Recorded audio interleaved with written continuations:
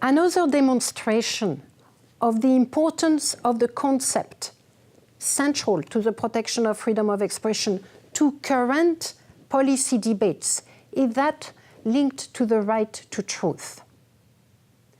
Let me explain what it is. On the 21st of December 2010, the United Nations General Assembly proclaimed that the 24th of March will be the International Day for the Right to the Truth concerning gross human rights violations and for the dignity of victims.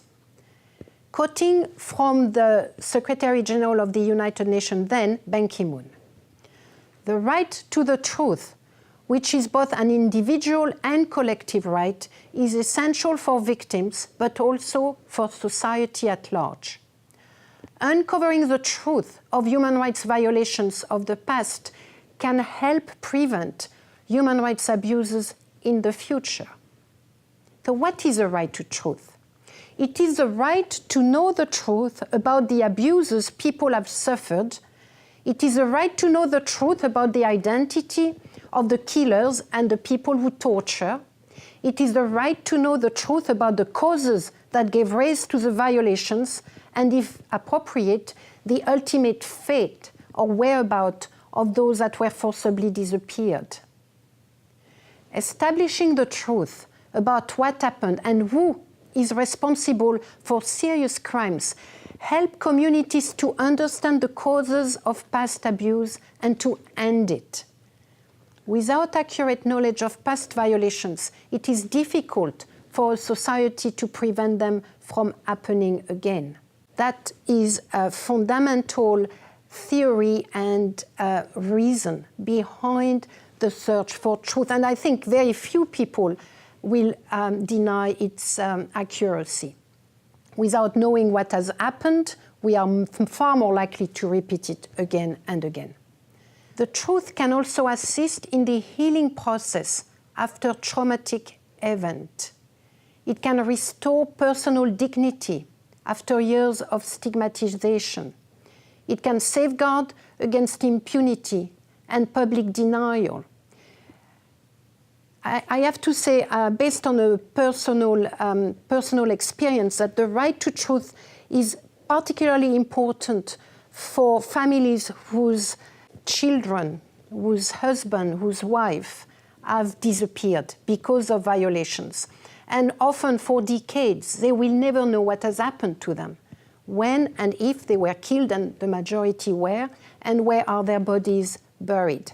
The right to truth for them is a right to know what happened to their loved ones and to find closure in the immense pain that has been given to them through the act of their government.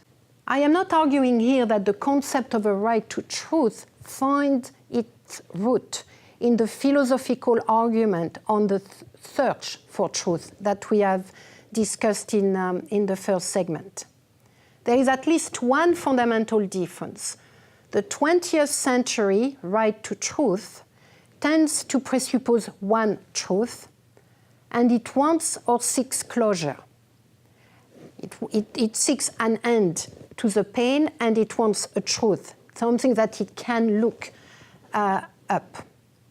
These are fundamentally absent from the assumptions governing the search for truth, which is all about exploration and the water, the dynamic process.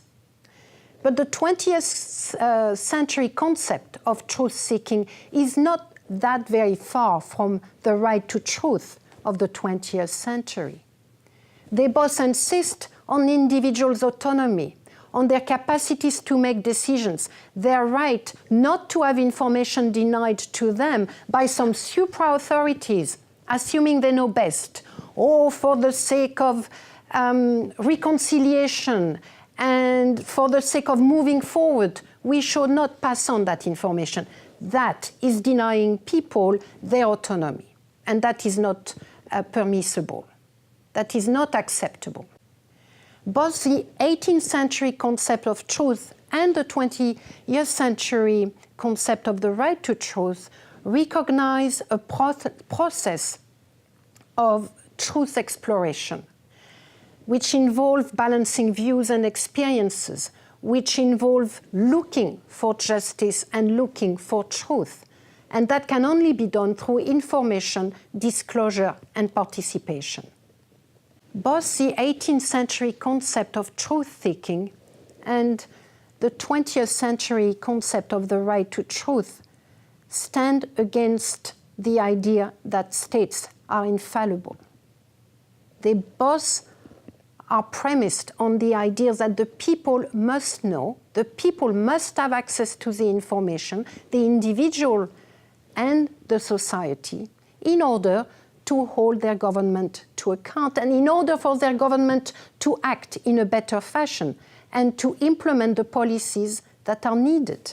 The right to truth in the 20th century is actually a fairly organized movement. It can be traced back to Latin America during and in the aftermath of the dictatorship that plagued the continent throughout the 1970s and 1980s.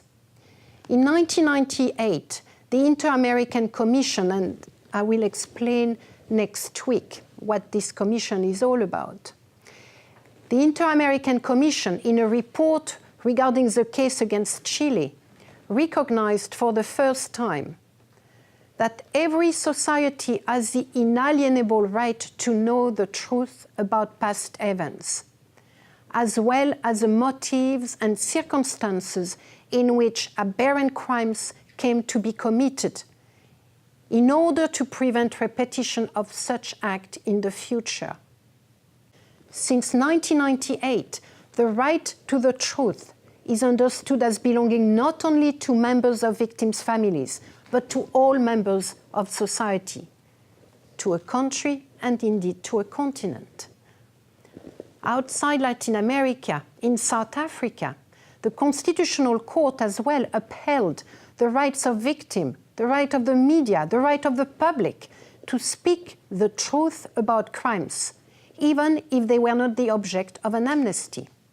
In this case, the Court of South Africa held that truth-telling was the moral basis of a transition from the injustice of apartheid to democracy and constitutionalism. The moral basis. To sum up, freedom of expression has been the object of a number of political theories over the last 2-3 centuries. Throughout this week, we have briefly highlighted the main, but by far not the only, theories and theorists. The central notion of autonomy, dignity, truth-seeking, personal self-development, and self-governing societies have been presented and discussed. We have also seen how this concept remains central to our political thinking, to global public policies, and have also been translated and adapted to the reality of the late 20th century, such as through the concept and the political, the organized movement of the right to truth. I will end this segment with the quote from the Constitutional Court of South Africa, which I have cited earlier, because I think it is central to the way our global society is confronting many, or ought to confront many hardship. So let me quote from them again. Truth-telling is a moral basis of a transition from the injustice of apartheid to democracy. Thank you very much.